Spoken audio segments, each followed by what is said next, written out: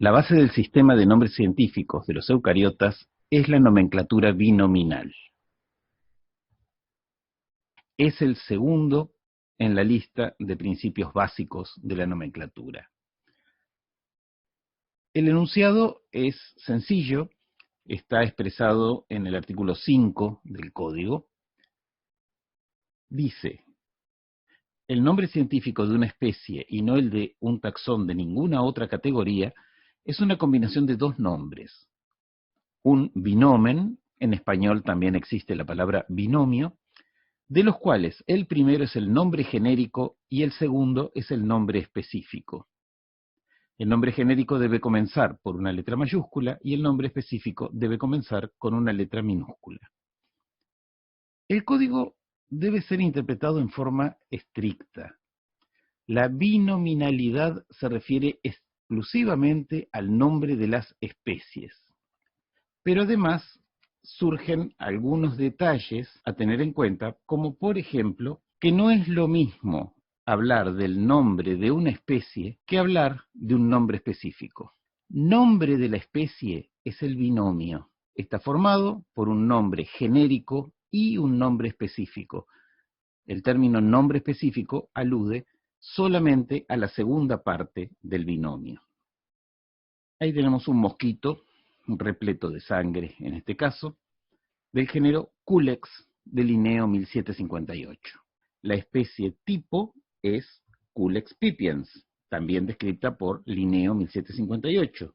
Culex con mayúscula, pipiens con minúscula. En botánica se admiten nombres específicos, que ellos llaman epíteto, escritos con mayúscula si la especie está dedicada a una persona. En zoología no, siempre va con minúscula. El nombre específico debe comenzar con letra minúscula. La versión en inglés del código lo llama nombre específico. En botánica y en la versión en francés del código de zoología lo llaman epíteto.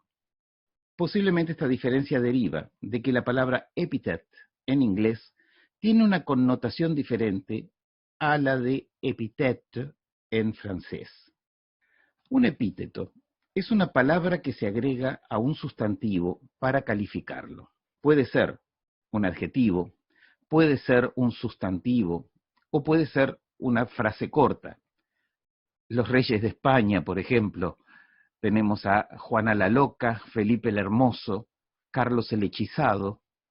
Su nombre oficial eran Juana I de Castilla, Felipe I de Castilla, Carlos II de España, pero pasaron a la historia con sus epítetos, que son esos calificativos.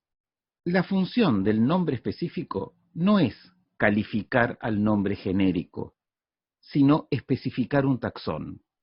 Aquí hay un problema de interpretación semántica. Aunque sea un adjetivo, el nombre específico tiene una función sustantiva, porque es la designación de una entidad real de la naturaleza. Y aquí se podría abrir todo un debate sobre el realismo que plantea la teoría jerárquica de la evolución desarrollada en extenso por Gould y las posturas nominalistas o seminominalistas del darwinismo clásico. No vamos a entrar en ese detalle, pero es muy importante saber que una cosa es interpretar el significado de un nombre y otra cosa es ver la función que ese nombre cumple. Culex pipiens. Pipiens es un participio presente que significa que lloriquea. Es el Culex que lloriquea. Es el mosquito que al lado del oído se lo oye zumbar, pero la función de pipiens no es calificar a ese mosquito, sino nombrarlo. Culex pipiens es una unidad taxonómica, es una unidad evolutiva. En el género Equus, por ejemplo, Equus ferus es el caballo, y Equus cebra es la cebra, no es un caballo cebra. Y el burro es Equus africanus, no es un caballo africano, es el burro. Entonces, al llamarlo epíteto, sugiere una función adjetiva.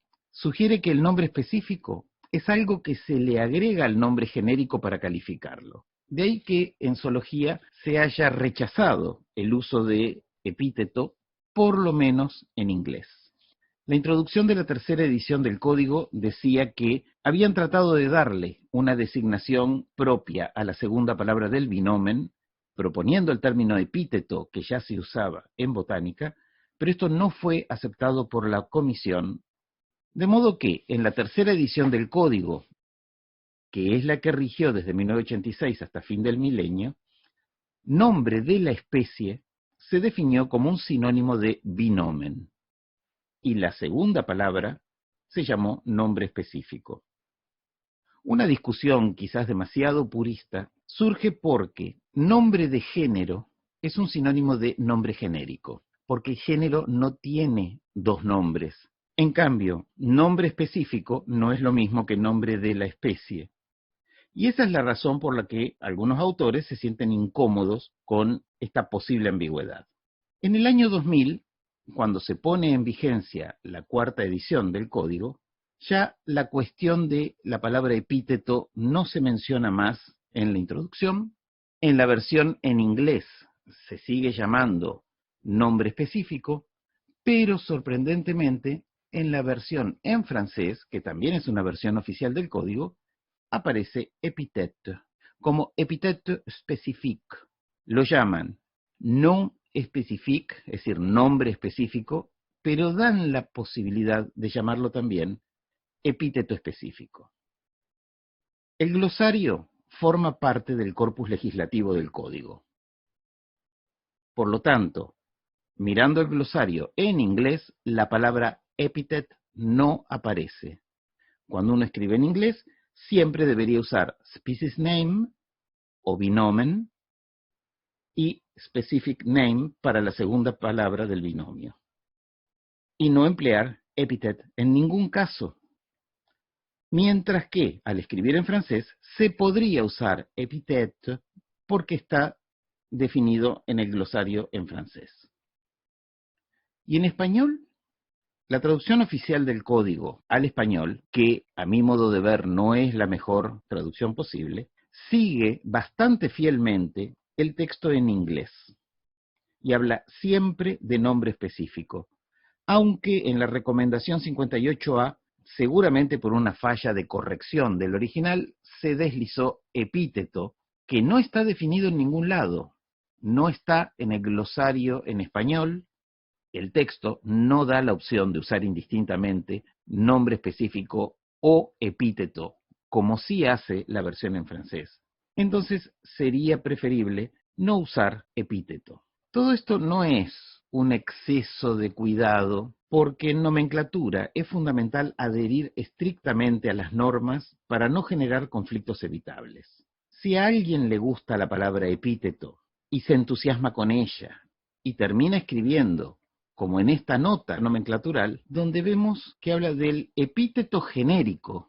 Esto no existe en ningún código. Parece ser que este autor ahora cree que epíteto es un sinónimo de nombre.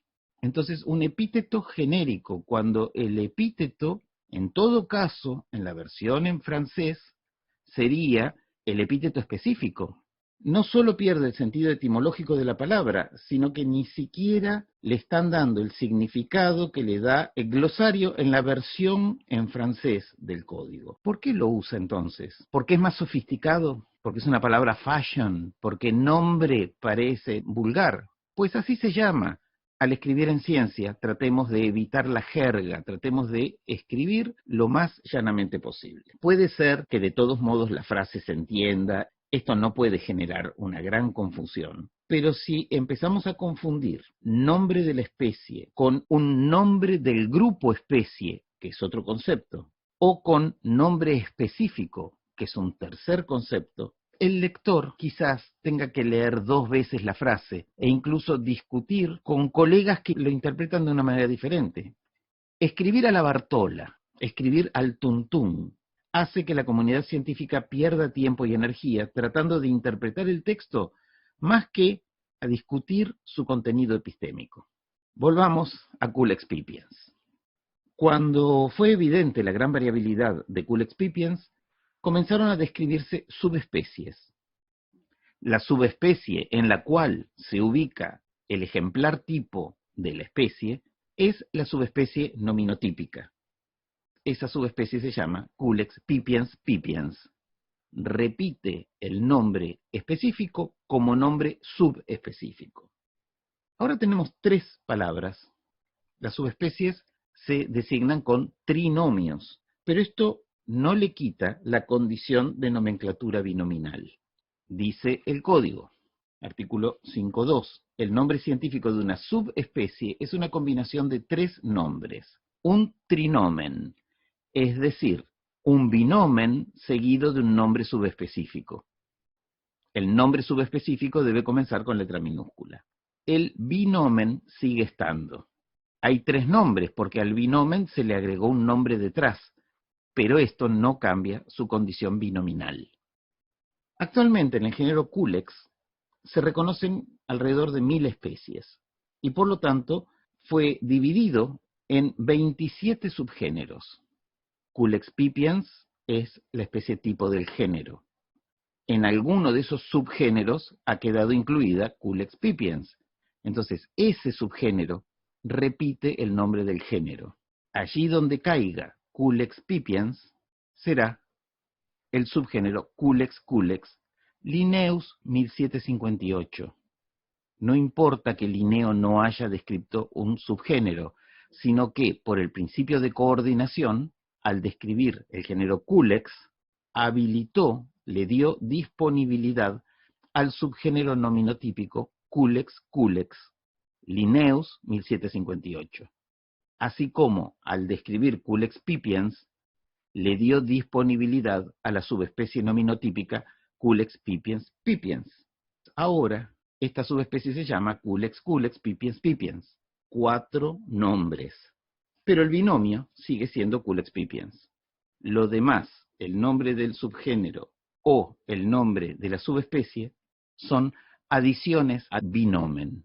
El código dispone que el nombre científico de un subgénero, cuando se usa con un binomen o un trinomen, debe intercalarse entre paréntesis entre el nombre genérico y el nombre específico, pero no se cuenta como una de las palabras del binomen o trinomen. Debe comenzar con una letra mayúscula. Y recomienda, no debería intercalarse entre el nombre genérico y el específico ningún nombre del grupo género que no sea un nombre subgenérico válido, ni siquiera entre corchetes o paréntesis. El autor que desee referirse a una combinación genérica anterior debería hacerlo en una forma explícita del tipo Branchiostoma lanceolatum y después la aclaración de que antes pertenecía al género Amphioxus. Primero dar el binomen, después vienen las aclaraciones. Odontestes argentinensis. Ahí tenemos el pejerrey. Durante mucho tiempo, Odontestes argentinensis se ubicó en el género Basilictis, pero estaría mal citarlo como Odontestes, entre paréntesis, igual Basilictis argentinensis. Esto se ha visto muchas veces en la bibliografía. ¿Qué significa? ¿Que Odontestes es lo mismo que Basilictis? En ese caso es un error, porque no son lo mismo esos dos nombres genéricos. ¿Que da lo mismo ubicarlo en Odontestes que en Basilictis? Eso también sería un error. Es decir, este es un mensaje confuso. El código dice, si hay algo entre paréntesis con mayúscula, que sea un subgénero válido, y si no, no ponerlo. A veces también se ve esto, Odontestes ex Basilictis argentinensis. La partícula ex a veces tiene otro significado en nomenclatura. Sencillamente no va en ese lugar. Odontestes antiguamente Basilictis, tampoco. Esto es lo que el código muestra en el ejemplo específicamente. En todo caso, habría que poner Odontestes argentinensis y después decir antes llamado Basilictis argentinensis o la fórmula que uno quisiera usar. Lo único que se intercala con mayúscula entre paréntesis entre el nombre genérico y el nombre específico es un subgénero que el autor considere válido en el momento de publicar. Tenemos a Culex, Culex, pipiens, pipiens. El número de nombres subespecíficos y de variedades fue creciendo hasta superar los 150 nombres. Ese número enorme de subespecies, para algunos autores eran verdaderas especies y las variedades en realidad eran sus subespecies. Otros autores lo discutían, los nombres fueron subiendo y bajando de muchas maneras distintas. Entre esas subespecies se reconocen grupos de taxones muy afines. Algunos los consideran complejos de subespecies. Otros dicen, bueno, esto es un clado dentro de la especie Culex pipiens. Hay grupos de subespecies. Y esto se puede expresar así, incorporando entre paréntesis y con minúscula el nombre de la subespecie más antigua del grupo que se ha definido.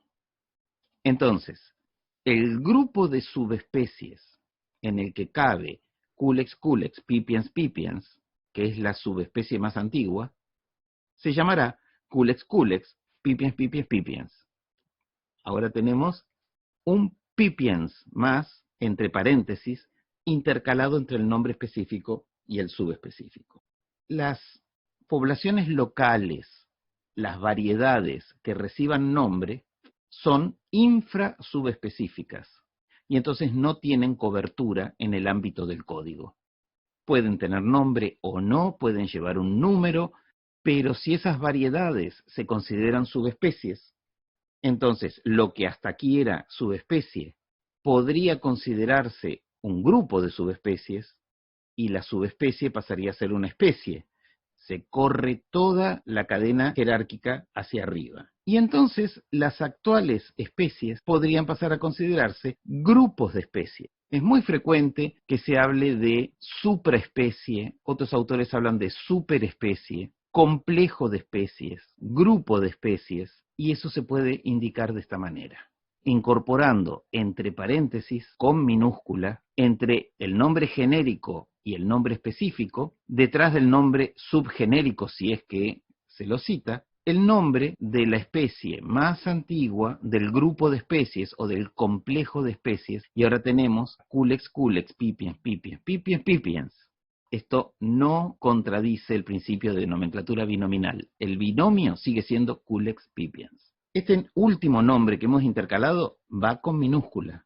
Si se escribiera con mayúscula, se confundiría con un subgénero, pero sería un subgénero inválido, peor, un subgénero no disponible, porque nunca fue publicado como nombre del grupo género. Vamos a ver cómo lo dice el código. Nombres de agregados de especies o subespecies. Se puede añadir un nombre específico entre paréntesis detrás del nombre del grupo género, o intercalarlo entre el nombre del grupo género y el nombre específico para indicar un agregado de especies dentro de un taxón del grupo género. Y se puede intercalar un nombre subespecífico entre paréntesis entre los nombres específico y subespecífico para indicar un agregado de subespecies dentro de una especie. Esos nombres, que deben comenzar siempre con letra minúscula y estar escritos completos, no se cuentan en el número de palabras de un binomen o trinomen. El principio de prioridad se aplica a esos nombres y remite al artículo 11935 para su disponibilidad. Se puede añadir un nombre específico entre paréntesis detrás del nombre del grupo género. Por ejemplo, si yo digo Culex pipiens, pero pipiens está entre paréntesis, me estaría refiriendo al grupo de especies al que pertenece pipiens. Si le saco el paréntesis, estoy hablando exclusivamente de la especie Culex pipiens. Y si digo Culex pipiens pipiens pipiens, pero pongo entre paréntesis el pipiens del medio, me estoy refiriendo al conjunto de subespecies en la cual cabe Culex pipiens pipiens. Pero si no le pongo paréntesis, estoy agregando un nombre detrás del trinomen. En ese caso, ese último nombre sería el de una variedad y no sería un nombre disponible según el código. Que el principio de prioridad se aplica a esos nombres significa que cuando uno define un grupo de subespecies o un grupo de especies, el nombre de ese grupo es el que le corresponde a la especie más antigua incluida en ese grupo. Al que no practica regularmente la taxonomía, le suena bastante raro esto de que algo puede ser variedad, subespecie, especie, grupo de especie. Esta es una decisión que toma el especialista de acuerdo a la necesidad, a la conveniencia y a su idea de cómo debe subdividir la realidad. Y en eso el código no se mete. El código dice, si alguien considera que determinada entidad es una especie, use un nombre binominal. Si lo considera subespecie, use un trinomio. Si no quiere darle nombre, no lo haga. ¿Cómo define el código especie, género, subespecie? El glosario indica cuál es la posición oficial del código de nomenclatura. Grupo especie. En la clasificación zoológica, grupo especie es el grupo de nombres de taxones de menor categoría regulados por el código. El grupo especie incluye a todos los taxones en las categorías de especies y subespecies. Cuando hablamos de grupo especie, hablamos tanto de especie como subespecie. Y recién decíamos, al describir una especie, automáticamente se le da disponibilidad al nombre de la subespecie que repite ese nombre, es decir, la subespecie nominotípica. Pero del mismo modo, cuando uno describe una subespecie, automáticamente le da disponibilidad como nombre específico por si en algún momento es elevada esa subespecie a la categoría de especie. Cuando una norma del código se refiere a los nombres del grupo especie, quiere decir que esa norma se aplica exactamente igual para estos dos niveles. Especie es la categoría inmediatamente por debajo del grupo género. Es la categoría básica de la clasificación zoológica. Y también es un taxón con categoría de especie. Culex pipiens es una especie. Es un taxón al que se le asigna categoría de especie. Pero también se usa la palabra especie para la categoría en sí misma. Subespecie es la categoría que está por debajo de especie dentro del grupo especie. Es la categoría inferior de nombres regulados por el código. Y también significa un taxón con categoría de subespecie. La delimitación taxonómica depende del concepto y de la conveniencia comunicacional del investigador. Hay más de 20 conceptos de especie. La barrera genética entre ellas, por ejemplo, la esterilidad de los híbridos y otros conceptos tradicionales de cuño darwiniano, no son aceptados universalmente. Lo que se llama desde hace más de 40 años especie de reconocimiento es un tipo de especie, es un concepto en el que no es requisito que exista una barrera genética. Responde a un modelo de especiación instantánea. Cuando se descubren los genes OX, alrededor de 1985, cuando la biología molecular comienza a explicar los mecanismos de regulación morfogenética, en este momento la epigenética ya es una disciplina consolidada. Por otro lado, hay mecanismos como la heterocronía, muchas formas de variación evolutiva que conducen a un concepto de especiación muy distinto del concepto tradicional de la especie como el producto de un largo proceso de acumulación de pequeños cambios adaptativos. Eso tiene una raíz darwiniana, gradualista, basada en la selección natural, que tuvo una vigencia, diríamos que hegemónica, hasta la década de 1970, quizás 1980, el darwinismo y esa forma gradual acumulativa de formación de los clados fue superada por Lynn Margulis, por el concepto de equilibrios puntuados. Quiere decir que ya el concepto de especie no es universal, no hay un concepto aceptado ni siquiera mayoritariamente por la comunidad de zoólogos, y menos aún el de subespecie. La vieja definición de subespecie, planteada hace unos 70 años sobre la base de los modelos de especiación gradual, adaptativa, acumulativa, con pasos intermedios a lo largo de milenios, ya no es, por lo menos, la definición más apoyada o más aplicable. ¿Qué es una especie y qué es una subespecie para el código? En realidad, especie es una unidad taxonómica que recibe como nombre un binomio. Y subespecie es cualquier subdivisión que se designe con un trinomio. Son definiciones que pueden desilusionar a los que esperan encontrar respuestas taxonómicas en el código de nomenclatura. Es que el código no pretende ni podría definir qué es una especie o qué es una subespecie. Solo regula cómo ponerles nombre. Por eso siempre destaco que el código es un ejemplo de libertad legislativa. El código está diciendo, usted en su investigación haga lo que quiera y como quiera. Defina la especie como le parezca mejor, por morfología, aislamiento reproductivo, distancia molecular, con criterio filogenético o no, pero si decide darle un nombre y quiere que ese nombre sea disponible y potencialmente válido, use un binomio. Escriba con mayúscula la primera palabra y con minúscula la segunda. Phylocode, que es el código de nomenclatura filogenética, dice, vamos a usar nombres binominales para las especies y vamos a escribir la primera parte del nombre con mayúscula. Pero dentro del sistema de clasificación filogenética, eso no quiere decir que en ese binomio una parte sea un nombre genérico y la otra sea un nombre específico.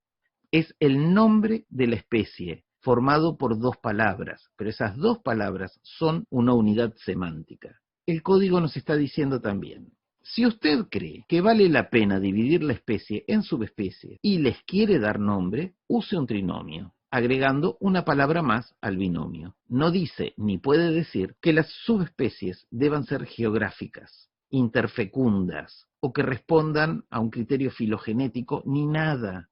Cualquier subdivisión de una especie que se nombre con un trinomio es una subespecie. Ya vamos a ver que ciertos animales domésticos se pueden nombrar con binomios o con trinomios a elección de cada investigador. Todo lo demás es libertad y buen criterio. La idea es dar un marco formal para publicar y discutir información y conceptos científicos. Si escribimos culex, culex, pipiens, pipiens, pipiens, pipiens, con paréntesis, mayúscula, minúscula, es de elemental lógica y de cortesía con la humanidad decirle al lector qué se pretende con esa convención. No usar esa notación suponiendo que todo el mundo va a entenderla. Posiblemente un cladograma o una lista con sangrías o una explicación sencilla en palabras puede ser una forma mucho más amable y efectiva de intercambiar ideas con otros especialistas. Por eso el código trae la recomendación 6b, significado taxonómico de los nombres intercalados. Un autor que quiere indicar un agregado de cualquiera de los niveles taxonómicos adicionales mencionados en el artículo 6.2, es decir, grupos de especies, grupos de subespecies, debería colocar en la primera ocasión en la que use esa notación un término que indique el significado taxonómico del agregado dentro del mismo paréntesis que encierra el nombre del grupo especie intercalado. Y trae un ejemplo. En el género de mariposas Ornithoptera, la especie Ornithoptera priamus es el miembro nominado más antiguo de un agregado de especies vicariantes que también incluye a Ornithoptera lidius y Ornithoptera cressus. Es decir, de estas tres que forman un grupo de especies, la que describió Linneo en 1758 es la más antigua. El significado taxonómico asignado al agregado de Ornithoptera priamus se puede expresar con la notación Ornithoptera, entre paréntesis, superespecie priamus. Y los miembros del agregado serían o Ornithoptera priamus, entre paréntesis, priamus sin paréntesis, Ornithoptera priamus, entre paréntesis, lidius, y Ornithoptera priamus, entre paréntesis, cressus. Pero al incorporar el nombre con minúscula, entre paréntesis, le puso la palabra superespecie. ¿Qué es una superespecie? El autor que use esta notación debería explicar en el trabajo por qué lo considera una superespecie y qué connotaciones tiene la palabra. Si le da un sentido evolutivo o si es simplemente un agrupamiento bajo otro criterio. No perdamos de vista que como autores de trabajos científicos estamos exponiendo públicamente ideas para confrontar con otros autores. Hay una tendencia o un peligro a la burocratización, a usar fórmulas fijas, a redactar siempre de la misma manera y a arrastrar problemas de interpretación y problemas de mala comunicación. El código no obliga a escribir de forma burocrática. En toda nuestra actividad, cada vez que tengamos que comunicar resultados científicos, hay que tener en mente a los usuarios de lo que hacemos. Escribir de forma tal que quien lea nuestro trabajo lo pueda leer de la manera más ágil y entendiendo en la primera lectura qué es lo que queremos decir. Antes de pasar a analizar el componente genérico del binomio, vamos a ver cómo resolvió la Comisión Internacional el problema de los nombres de animales domésticos. Cuando el código define en el artículo 1.2 el ámbito de aplicación del código, dice que los nombres científicos de los animales existentes o extinguidos incluyen también los nombres basados en animales domesticados. Los animales domesticados tienen un nombre científico. En algunos casos, la forma doméstica se describió antes que la forma silvestre, y en otros casos se describió primero la especie en estado silvestre y después su variedad doméstica. Hoy la genómica no deja muchas dudas sobre la identificación de la mayoría de las formas silvestres que dieron origen a las domésticas por selección artificial. Cuando esto ocurre en botánica, el nombre de la forma silvestre es el que vale. Es lo que en botánica se llama el nombre legítimo, que sería en zoología lo que llamamos nombre válido, independientemente de las fechas o el orden en que hayan sido descritas. En botánica también existe un código internacional de nomenclatura para plantas cultivadas. En zoología no hay nada similar. Los animales domésticos tienen una enorme variabilidad, pero todo esto es producto de una selección artificial. Esa variabilidad muchas veces dificultó llegar a una hipótesis unificada de cuál era la especie silvestre. Se discutió mucho si algunas razas de perro derivaban en realidad de los chacales o de los coyotes o del lobo. Hoy hay un consenso bastante amplio de que son todas variedades del lobo. Lobo Canis lupus. Quizás un husky siberiano está bastante cerca de la morfología de un lobo, pero un caniche, un pequinés, vaya lobo. Los pequineses creen que son lobos a veces. En la lista oficial de nombres disponibles en zoología, vemos que el género Canis tiene como especie tipo Canis familiaris Linnaeus 1758. Canis lupus y Canis familiaris fueron descritos ambos en Systema Naturae edición 10, es decir, son de descripción simultánea, pero por tautonimia linneana, la condición de especie tipo le corresponde a Canis familiaris. Más adelante vamos a explicar qué es tautonomía linneana, que es una de las formas de designación original de la especie tipo de un género. Por lo tanto, si son la misma especie, como hoy prácticamente nadie discute, el lobo debería llamarse Canis familiaris lupus, o directamente Canis familiaris. Y sin embargo, cuando vemos este cladograma, aquí tenemos a Canis lupus lupus, y aquí Canis lupus familiaris. ¿Cómo es esto? ¿No debería ser Canis familiaris lupus? ¿Tiene prioridad Canis lupus? Y la respuesta es que sí. Esto no es normal, pero existe una opinión de la Comisión Internacional de Nomenclatura, la opinión 2027, aprobada en marzo de 2003, que resolvió darle prioridad a Canis Lupus en uso de los poderes plenarios que tiene la Comisión.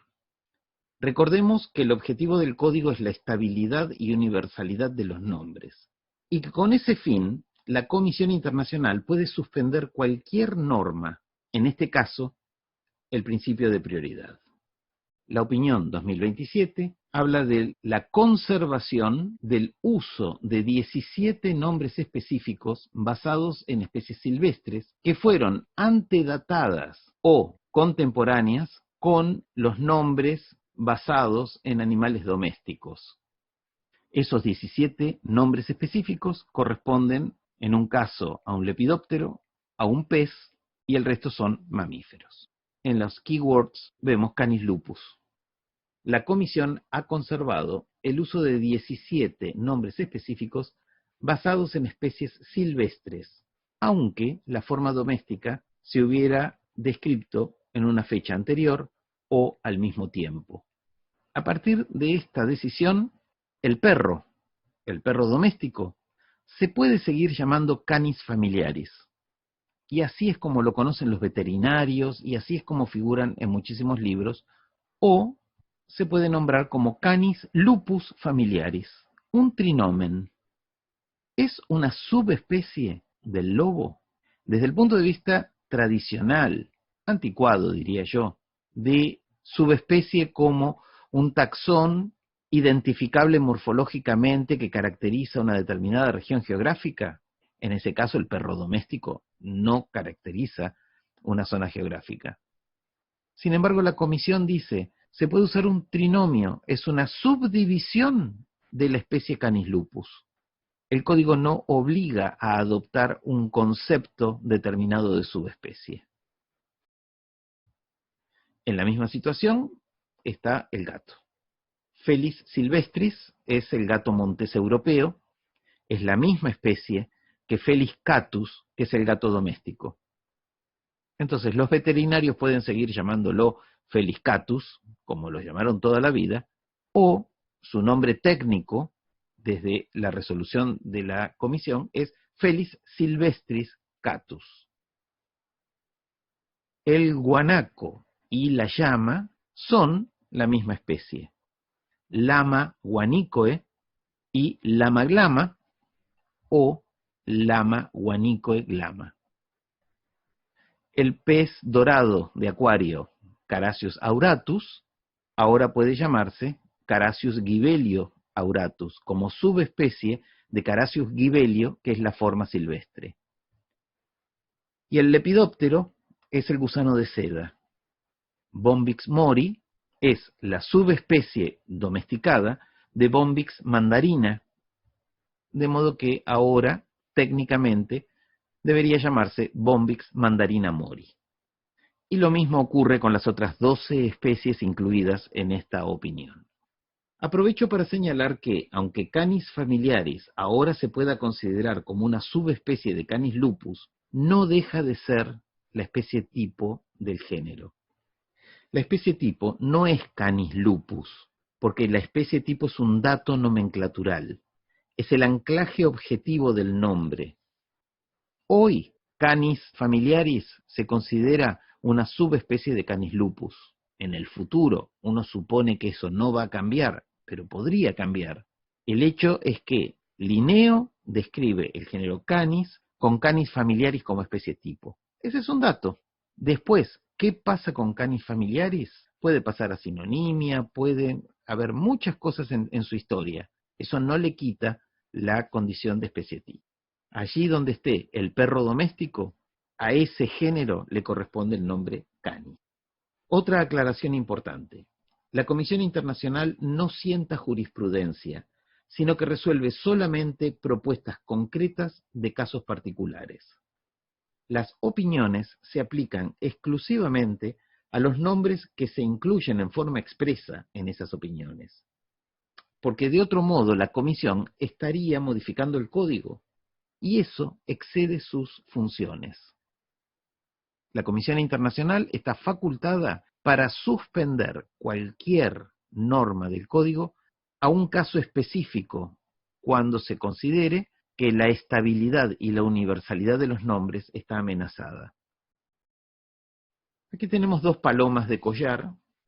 Ambas fueron originalmente descritas dentro del género Columba, como ocurría en el siglo XVIII, donde los géneros eran mucho más amplios que ahora, y que hoy se llaman Streptopelia rizoria, descrita por Linneo en 1758, y la otra es Streptopelia roseogrisea, descrita en 1857. Como se ve en la foto, rizoria es la forma doméstica, mientras que roseogrisea es silvestre. Hubo mucha discusión, mucho debate sobre la taxonomía de las Streptopelia, pero estas dos, por datos de morfología, de reproducción, se concluye que son la misma especie. Entonces, Donegan, en 2007, presenta a la Comisión Internacional un pedido de conservar el uso de Columba roseogrisea, dándole prioridad frente a la forma doméstica Streptopelia rizoria, que técnicamente es el que correspondería por haber sido descrito antes. La Comisión Internacional recibe en 2007 este caso. Donegan hace su mejor esfuerzo por justificar la sinonimia entre la forma silvestre y la forma doméstica. El caso se puso a debate público. La comisión votó en 2008 y rechazó el pedido. Donegan hacía referencia a la opinión 2023, que es la que había dispuesto la precedencia de los nombres de las formas silvestres, y creía que su pedido iba a ser aprobado casi sin discusión. Pues no, la votación resultó en contra. En este artículo de 2018 se comenta el caso, se vuelve sobre el tema. El título dice Streptopelia rizoria y cómo Linneo rió al final. El que ríe último ríe mejor. A eso se refiere el título. Y en marzo de 2019, Donegan vuelve a la carga y dice sobre la paloma Streptopelia rizoria y su ancestro silvestre, la paloma de collar africana, una crítica a la opinión 2215 de la Comisión Internacional de Nomenclatura Zoológica. Esta opinión 2215 es la que rechazó su pedido y pone nuevos argumentos. El debate continúa. La comisión no resuelve problemas, sino que responde a una propuesta concreta. Recibe la propuesta, abre un periodo de comentarios a favor y en contra. Cualquier persona interesada en el caso puede aportar su criterio, puede explicar por qué le parece bien o le parece mal lo que se propuso, y el resultado depende de que los argumentos hayan sido más o menos convincentes para los especialistas en nomenclatura que integran la comisión. Terminado el periodo de debate público, pasan a votación, y si los argumentos no fueron convincentes, cada miembro de la comisión vota de la manera que cree más conveniente. Nada impide que en el futuro el problema vuelva a tratarse como un caso nuevo y que se superen las críticas de forma o de fondo que pudieron subsistir. Es un verdadero ejemplo de debate público y democrático. Pero si uno se somete a un arbitraje o pide una votación sobre un tema, no debería repudiar el resultado o llevar la cuestión de un nombre al plano de un conflicto institucional. Resumiendo, los nombres de las especies son binomios, los de las subespecies son trinomios, un binomio seguido de un nombre subespecífico. Los nombres específicos y subespecíficos se escriben con minúsculas. Todos los nombres de categorías por encima del grupo especie son uninominales y se escriben con mayúscula, esto es, los nombres de géneros, de familias, de órdenes, y aunque se intercalen nombres entre paréntesis, por ejemplo, subgéneros, grupos de especies, grupos de subespecies, no alteran el binomio.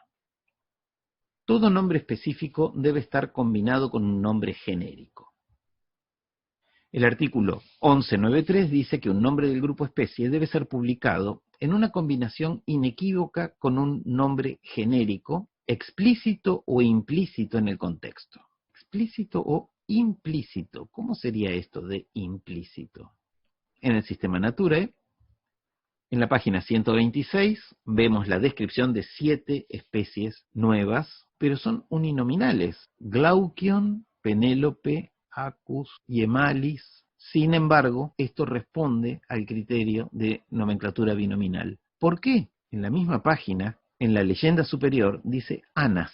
Está describiendo especies del género Anas. Si retrocedemos en el texto, 4 páginas atrás, había comenzado la lista de especies del género Anas. Linneo las numeraba. En la página 126 va de la especie 23 a la 29 y la lista continúa. ¿Qué duda cabe? Linneo primero diagnosticó el género Anas y luego empezó a describir una por una todas las especies que consideró dentro de ese género. El hecho de que los nombres específicos hayan ido apareciendo solos, sin estar pegados a la palabra Anas, no le quita la condición binominal. Aquí están publicadas esas especies en una relación inequívoca con un nombre genérico. Esto nos recuerda que muchas veces no alcanza con ver la página donde aparece una descripción, sino que hay que entender la estructura de la obra, qué significan las abreviaturas y cómo entender la información según los usos del autor y de la época. Las especies deben describirse siempre como partes de un género, que es el primer escalón de una interminable secuencia de categorías cada vez más inclusivas, según afirma el código. Esto que naturalizamos, porque así lo hemos aprendido y lo hemos aplicado tantas veces, plantea, sin embargo, problemas teóricos serios. La nomenclatura pretende ser theory free, libre de teoría, pero no es totalmente ajena a la teoría taxonómica porque impone categorías y además algunos conceptos polisémicos que entran en conflicto con la libertad de pensamiento taxonómico que el código declara no interferir. El código pretende que los taxónomos actúen con la mayor libertad intelectual, pero obliga a que cada especie esté contenida en un género.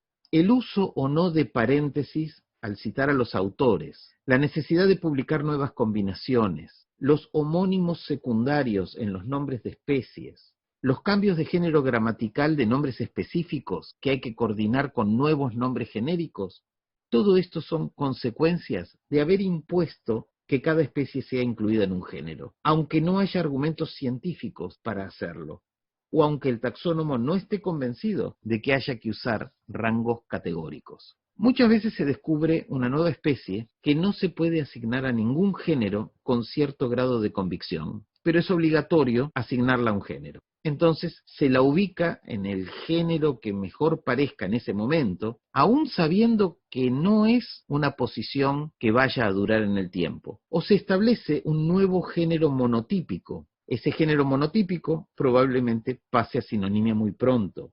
Esta necesidad de ir generando taxones monotípicos a veces se convierte en una mamushka con un género monotípico que contiene una sola especie y que a su vez es el género tipo de una familia monotípica que solo contiene un género, e inclusive esa familia muchas veces es la única de un orden y así sucesivamente. En la misma base del sistema de nomenclatura binominal reside una de las fuentes de mayor inestabilidad de los nombres. No es tan natural y útil que las especies tengan que estar siempre ligadas al nombre de un género.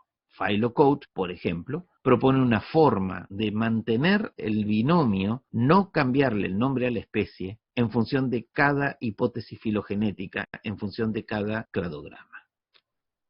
Las especies que describió Linneo a veces estuvieron escritas con minúscula, a veces con mayúscula, y no hay necesariamente un criterio uniforme.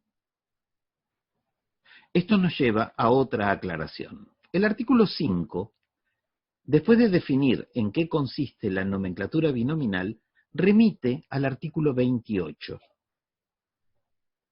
El artículo 28 dice, letras iniciales. Los nombres del grupo familia, del grupo género y de los taxones por encima del grupo familia deben llevar siempre una inicial mayúscula y los nombres del grupo especie siempre con inicial minúscula, sin importar cómo se hayan publicado originalmente. Entonces, si bien es cierto que el nombre específico debe escribirse con minúscula, si fue publicado con mayúscula, no pasa nada. Sobre todo en trabajos antiguos, esas mayúsculas solían aparecer. El código no regula cuestiones gráficas. A lo sumo, lo reconoce como una grafía original incorrecta. Y dice, una grafía original es una grafía original incorrecta si debe ser corregida como lo exige el artículo 32.5. No tiene disponibilidad por separado y no puede entrar en homonimia ni ser usada como nombre de reemplazo. En el 32.5, una de las cosas que debe ser corregida es lo que explica el 32.525. En un nombre del grupo especie publicado por primera vez con inicial mayúscula, la letra inicial debe sustituirse por su minúscula. En un nombre del grupo género, del grupo familia o de un taxón por encima del grupo familia, publicado por primera vez con inicial minúscula, la letra inicial debe sustituirse por su mayúscula. Es decir, los nombres no dejan de ser disponibles porque el nombre específico se haya escrito con mayúscula o el genérico con minúscula. Eso se corrige obligatoriamente y no tiene consecuencias. La corrección de una grafía original incorrecta, de acuerdo con el artículo 32.5, es una enmienda justificada y el nombre así corregido retiene la autoría y fecha de la grafía original. Esto desdramatiza bastante la situación. Los nombres específicos se escriben con minúsculas. Sí, ¿y qué hacemos con un trabajo como este? Quilina iguazuensis, nueva especie de iguazú, del Parque Nacional Iguazú de Argentina. Iguazuensis está con mayúscula. ¿Y qué? No pasa nada. En el texto, cuando entra a la parte descriptiva, dice Quilina iguazuensis con minúscula. Y en el abstract ya estaba 3 veces con minúscula. Que siempre deba escribirse con minúscula se refiere a una condición para que el nombre tenga disponibilidad, pero no quiere decir que cada vez, todo el tiempo, en cualquier circunstancia, haya que escribirlo con minúscula. Un cartel, un pasacalle que diga protejamos al Homo sapiens, puede estar escrito todo con mayúscula, no pasa nada. La Comisión Internacional, en el Boletín de Nomenclatura Zoológica, en 1986 todavía usaba esta tipografía. La propia Comisión Internacional escribía en los títulos los nombres con mayúscula. Para 1987 habían cambiado la tipografía y esta es la que se mantiene actualmente. Es decir, ahora los títulos de los trabajos aparecen con letras minúsculas negritas, antes con mayúsculas. Por eso no tiene ningún sentido usar este tipo de convención si el editor decide que los títulos estén escritos todos con mayúscula, tendrían que estar escritos con mayúscula. Esto es una sobreactuación. Decir que el nombre genérico tiene que tener la primera letra mayúscula no quiere decir que el resto de las letras no puedan ser mayúsculas. La primera lo es. Y que el nombre específico se debe escribir con minúscula no quiere decir que en un título escrito con mayúsculas no pueda de ninguna manera incluirse también ese nombre todo con mayúscula. Otra pregunta semejante. ¿Siempre hay que escribir el nombre del género delante del nombre específico? El artículo 28 que ya hemos leído dice que los nombres del grupo especie siempre tienen que llevar inicial minúscula sin importar cómo se hayan publicado originalmente. Pero siempre hay que leer un poquito más. La recomendación 28A, palabras iniciales. No debería ponerse un nombre del grupo especie al principio de una frase para evitar que empiece con mayúscula. Esto implica que el nombre específico no siempre tiene que tener delante un nombre genérico. De otro modo, el código no haría esta recomendación. No existiría la posibilidad de poner un nombre del grupo especie al principio de una frase, porque en realidad el código no dice que siempre el nombre específico tenga que estar pegado al nombre genérico. Ya fuera del código, es decir, en la parte de los apéndices en el apéndice B, recomendaciones generales, encontramos la recomendación 6, que en la parte final dice: los nombres del grupo especie comienzan siempre con letra minúscula, y al citarlos deberían ir siempre precedidos por un nombre genérico o la abreviatura de uno. Deberían ir precedidos. Esta es la característica de las recomendaciones. Sugieren lo que debería hacerse, pero no obliga a hacerlo siempre. Esta es una opinión de la Comisión Internacional publicada en el Boletín de Nomenclatura Zoológica, y la traigo para mostrar cómo es la forma de redacción que usa la Comisión Internacional. En la parte resolutiva dice que, bajo los poderes plenarios, el nombre específico Arbuscula d'Orbigny 1846, tal como se publicó en el binomio Tubularia arbuscula, aquí es suprimido para los propósitos del principio de prioridad, pero no para los del principio de homonimia. Aquí se establece que el nombre específico Arbuscula Wright 1859, como fue publicado en el binomio Eudendrium arbuscula, no es inválido porque haya sido reemplazado antes de 1961 como homónimo secundario junior. Esto es muy técnico, estas son las razones por las cuales uno de los nombres se suprime y el otro se declara válido, pero a lo que apunta esta imagen es a mostrar que la propia Comisión Internacional escribe el nombre específico, arbúscula, seguido del autor y la fecha, Arbuscula d'Orbigny 1846, Arbuscula Wright 1859, no precedidos por el nombre genérico.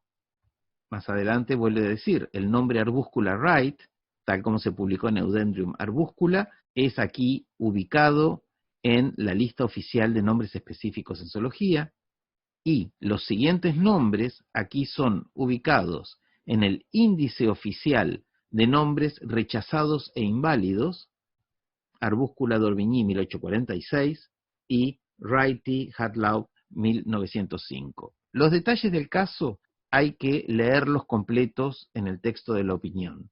A lo que apunto es que Arbuscula d'Orbigny y Wrighty-Hadlaw, las dos últimas palabras señaladas, están al principio de una frase. La comisión, en muchas de sus opiniones, cuando está resolviendo cuestiones de homonimia entre nombres específicos, los escribe sin anteponer el género. Entonces habría que relajarse, tratar de redactar los trabajos en función del contexto. Si la discusión es taxonómica o nomenclatural, usemos la forma que resulte más efectiva a la hora de transmitir y debatir los resultados. Si conviene ponerle el nombre genérico delante, se hace.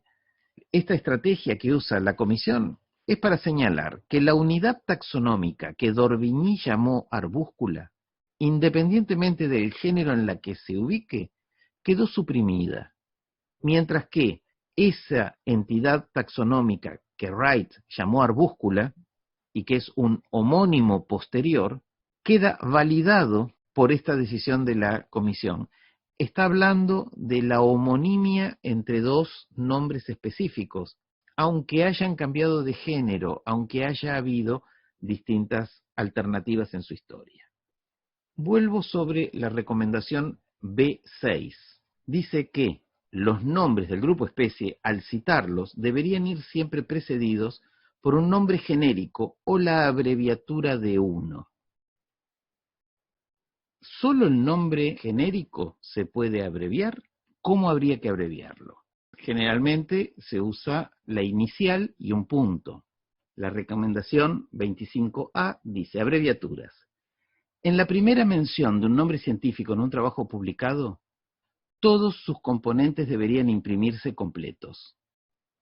Posteriormente, si se usa una abreviatura para algún componente de un binomio o trinomio, esta no debe ser ambigua y debería ir siempre seguida de un punto para evitar que se la tome por una palabra completa. Aquí tenemos 3 ratones En el género Oligorhizomis tenemos Oligorhizomis delicatus, en Oryzomis, Oryzomis cowesi, y en Oreorhizomis tenemos a Oreorhizomis balneator. La primera podemos poner O delicatus, pero si hacemos lo mismo con las otras dos, esto así no funciona. El código dice que las abreviaturas no tienen que ser ambiguas. Entonces podemos usar dos letras. A Oligorhizomis le ponemos OL, pero Orhizomis y Oreorhizomis, las dos empiezan con OR. Tampoco. Probemos agregarle una letra más. Ori y Ore contra OL. Quizás sea más cómodo para el lector Olig, Oriz y Oreo. ¿Cuántas letras se pueden usar en una abreviatura?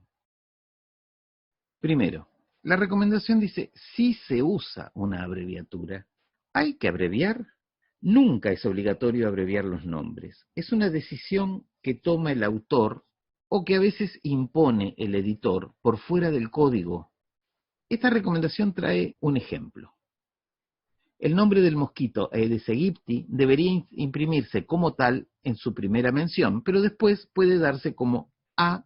aegypti. Pero en el caso de que sea posible una confusión, por ejemplo con Anófeles, Aedes aegypti podría abreviarse Ae aegypti y An maculipenis, usando así, sin ambigüedad, una abreviatura para una especie de Anófeles. Y por eso dice, seguido siempre de un punto, para que no se confunda con una palabra completa, porque si solo se pudiera usar una sola letra, no se confundiría con una palabra completa. Los artículos y las recomendaciones del código hay que leerlas palabra por palabra y exprimir su significado hasta las últimas consecuencias. Que el código use un ejemplo en el que propone abreviaturas de dos letras no quiere decir, como alguna vez he oído, que según el código solo se pueden usar hasta dos letras por abreviatura. Eso no tiene ningún sentido. El código dice, si se usa una abreviatura, no debe ser ambigua. Los ejemplos no son parte del corpus legislativo. Nunca un ejemplo restringe nada. Acompañan la creatividad del autor. El autor tiene que decidir cuál es su mejor estrategia comunicacional. Si es conveniente, si contribuye a la comprensión de lo que se está discutiendo, se pueden abreviar los nombres. Pero si el texto se convierte en un jeroglífico de abreviaturas y el lector tiene que hacerse una lista de abreviaturas para poder seguir el hilo del argumento científico, el autor fracasó en uno de los objetivos fundamentales de la ciencia, que es transmitir las ideas con claridad. Si el trabajo discute las especies de un solo género, seguramente bastará con una abreviatura de una letra y el lector lo va a leer sin tropiezos y no va a haber ninguna confusión posible. Pero si se necesitan abreviaturas más largas, a lo mejor ni siquiera conviene y es mejor no abreviar nada. Lo importante es que antes de usar abreviaturas, esos nombres se hayan escrito completos, para no obligar al lector a perder tiempo hasta ubicar su significado. Si se usó una abreviatura al principio del trabajo, y un nombre genérico no vuelve a mencionarse hasta la página 20 de ese trabajo, ahí hay que volver a escribirlo completo. Ahorrar 3 o 4 letras justifica que el lector tenga que volver atrás 19 páginas para confirmar si recuerda bien lo que el autor quiso abreviar. El oficio de escribir ciencia impone que el autor aprenda a sentarse en el rol del lector. Leer de corrido el propio trabajo, que a veces, con el sistema de cortar y pegar, termina siendo un embrollo, y desburocratizarse. Buscar la forma más clara y sencilla de explicar su aporte, cumpliendo las normas obligatorias, pero relativizando todas las que son optativas en función de la efectividad del texto. Y donde en general no conviene abreviar los nombres, es en los trabajos ecológicos, sobre todo en los de estructura de comunidades, donde el código de nomenclatura tiene muy poco que aportar, porque en esos trabajos casi no hay, o no debería haber, información que pueda afectar a la nomenclatura. Distingamos cuando estamos escribiendo trabajos taxonómicos o que pueden modificar la nomenclatura y cuando estamos escribiendo trabajos de fisiología, de ecología o de cualquier otra rama donde lo que hagamos no va a tener consecuencia nomenclatural. En los trabajos taxonómicos es más probable que el lector sea un especialista y esté familiarizado con los nombres que se mencionan. Pero en un trabajo ecológico en el que se presenta una lista con todos los nombres de los taxones identificados de varios fila, las abreviaturas en general entorpecen la lectura. Este texto está reproducido de una publicación real. La especie P. clematis se encuentra en toda la zona intermareal desde el piso mediolitoral hasta el infralitoral. ¿Qué era P. clematis? ¿Un anfípodo, un molusco? Frente a esta frase, el lector interrumpe la lectura y busca la tabla de taxones para recorrerla hasta ubicar el nombre. Phimactis clematis. Escribir el género completo ayuda en todo caso a buscar en la tabla. Y si estuviera escrito completo, posiblemente habría evitado escribir la especie P. clematis. Porque si es un binomio, ¿qué otra cosa podría ser sino una especie? Ahí la palabra especie sobra, pero quizás el autor, aferrado a su abreviatura, no encontró la forma de empezar la frase sin escribir algo delante. ¿Para qué abreviarlo en ese caso? ¿Y por qué mejor no haber escrito la anémona Phimactis clematis se encuentra en toda la zona intermareal? Ya está. El lector que esté interesado en saber cómo es la estructura de la comunidad litoral de ese lugar, ya no necesita ir a la tabla. Ya sabe que es una anémona. Después, si le interesa el detalle de esa especie en particular, buscará la forma de enterarse. Pero este tipo de redacción le permite al lector elaborar su esquema mental de lo que se está describiendo y no gastar su energía en descifrar un jeroglífico por el hecho de que el autor creyera que tenía que abreviar algo. Otra vez, hay que tener en mente a los usuarios de lo que hacemos. Escribimos para los demás, no para uno mismo. ¿Solo los géneros se pueden abreviar? No, decididamente no. Dice, posteriormente, si se usa una abreviatura para algún componente de un binomio, si los componentes son dos y habla de algún componente, se puede abreviar el género, pero también se puede abreviar la especie. Y esto está clarísimo en el ejemplo. Cuando dice, el nombre del mosquito Aedes aegypti debería imprimirse como tal en su primera mención, pero después puede darse como A. aegypti y A. aegypti para Aedes aegypti aegypti. Esto es clarísimo si el trabajo es, por ejemplo, sobre las subespecies de Aedes aegypti. La abreviatura A con mayúscula se entiende que es la abreviatura del género, y la abreviatura A con minúscula se entiende que tiene que ser la abreviatura de la especie. Pero no sería recomendable usar este tipo de estrategia si se estuvieran discutiendo especies de mosquitos de otros géneros o una cantidad de nombres científicos donde las abreviaturas, en vez de simplificar la lectura, la complicarían. Eso lo tiene que evaluar el autor antes de decidir que va a usar abreviaturas. ¿Hay que escribir los nombres genéricos y específicos con letras itálicas? El código no dice eso. No lo dice. Pasemos a la página del Código Internacional. Vamos a Search en el texto completo y vamos a buscar Italics. Search. ¿Dónde dice el código que los nombres científicos se tienen que escribir en itálicas? Solamente aparece en el apéndice B. Es una recomendación que está después del código. En el apéndice B, aquí tenemos la recomendación B6. Los nombres científicos de los taxones del grupo género o del grupo especie deberían ser impresos en un tipo de letra, en un font, diferente del que se usa en el texto. Tales nombres usualmente son impresos en itálicas, que no deberían usarse para nombres de taxones superiores. Eso es todo lo que dice el código, que hay que escribir los nombres en un tipo de letra diferente y que ese tipo de letra usualmente es itálica. Es una recomendación general. El código no lo impone, no pasa nada si no se cumple.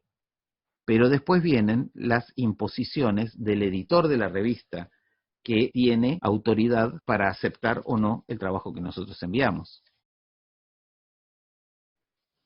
En esta revista, publicada por el American Museum de Nueva York, se cumplen rigurosamente todas las normas del código. Los nombres de las especies se imprimen siempre con itálicas, como es habitual, según dice la recomendación B6 del código, pero las normas del editor dicen que las especies nuevas deben imprimirse en letra redonda negrita. Esto no solo no contraviene ninguna norma, porque no hay una norma que diga que tienen que ser itálicas, sino que responde a la recomendación. Todas las especies están en un tipo de letra diferente que el texto normal, y a su vez, por decisión del editor, diferencia las especies nuevas de las especies ya conocidas. El código no dice que esto no pueda hacerse. Este trabajo de la Organización Mundial para la Conservación de la Vida Silvestre, publicado en ruso, trata sobre los mamíferos de Rusia. En el capítulo 4 da una lista de especies silvestres de mamíferos que viven en Rusia y su categorización en el CITES. En esta tabla vemos que en la tercera columna los nombres científicos aparecen en letras redondas. No hay ningún problema, el texto está escrito con el alfabeto cirílico. Los nombres científicos están escritos con un tipo de letra diferente del texto normal. Es decir, que se cumple la recomendación del código, que de todos modos es de aplicación optativa. En Bionómina, que es una revista internacional especializada en nomenclatura, su editor, que fue miembro de la Comisión Internacional de Nomenclatura Zoológica, impone su propio esquema tipográfico. Todos los nombres superiores al grupo familia se escriben con letras versales negritas. Y todos los nombres del grupo familia se escriben con letras versales itálicas. En las versales, la primera letra es mayúscula, como es obligatorio por el artículo 28. Y como los nombres de especies los imprime en itálicas, cumple también con la recomendación B6 del anexo de recomendaciones generales. Es decir, está cumplido el código. El código no restringe la creatividad o el desarrollo de normas particulares de una revista, de un editor o de un autor. En este, como en todos los temas de nomenclatura, es necesario tener muy claro qué normas son obligatorias, porque son las que van a determinar que nuestro trabajo sea disponible y que los nombres sean universalmente válidos. Estas normas son las que se expresan en los artículos. Después, las recomendaciones y los ejemplos impactan en la forma en que vamos a redactar, pero aunque en general conviene cumplir las recomendaciones, si un autor cree conveniente dejar de lado alguna de ellas o presentar la información de un modo diferente al de un ejemplo del código, no corre ningún riesgo. Lo que pesa mucho son las normas editoriales. Aquí sí hay que tener cuidado. Si un editor nos exige cierta tipografía, citar a los autores de los taxones, algo que el código ofrece como una posibilidad, no es obligatorio citar a los autores.